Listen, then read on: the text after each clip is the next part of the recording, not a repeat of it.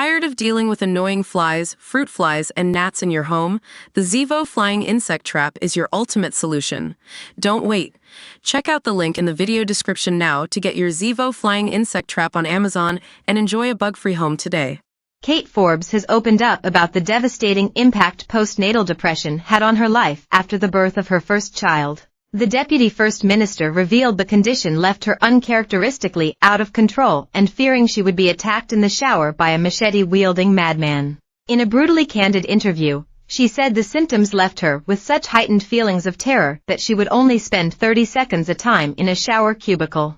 Ms. Forbes, who gave birth to her first child Naomi in August 2022, said the trauma of an 18-hour labor left her with irrational thoughts and believing it would be better for me to be elsewhere. Sharing new and intimate details with the Speaking of Suicide podcast, hosted by Inverness mental health charity Mikey's-Line, Ms. Forbes said, "I got home and that's when the sort of night terrors and the day terrors started." The MSP for Skye, Lahaber and Badenoch said her nightmare appeared to be triggered during the difficult birth, which ended with Naomi being delivered by forceps. She recounted, "I thought if I kept breathing, if I kept moving, kept positive and in control it would be fine. But I didn't count on a baby's heart rate almost disappearing. I didn't count on starting to lose blood.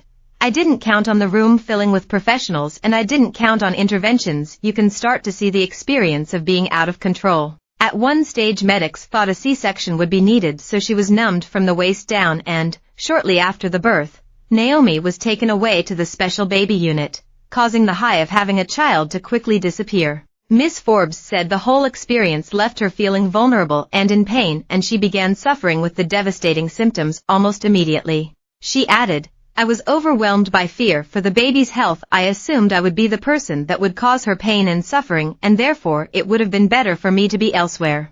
She said she also believed that someone wanted to cause her child harm, telling the podcast, "I'd go to have a shower, but I'd have to have a 30-second shower because I was convinced someone was going to enter the bathroom with a machete or something. It's absurd, but there are no facts that can counteract what you believe so strongly. I was absolutely convinced in the middle of the night, waking up, just terrified that somebody was standing over me or the baby causing harm." She admitted that insomnia and paranoia, along with the fear that she wasn't in the moment for her daughter, were overwhelming in the first few months of Naomi's life. "As a politician, I suppose I'm a professional at putting a smile on and giving the right answer irrespective of how you feel inside.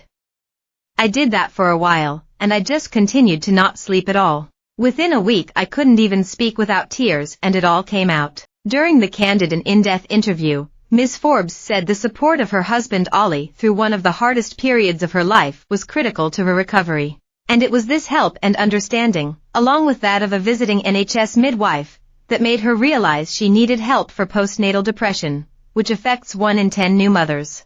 She said, "Ollie had mentioned it and I had dismissed it as nonsense, because it clearly wasn't depression, and I had never suffered from any mental health issues as far as I was aware in my life.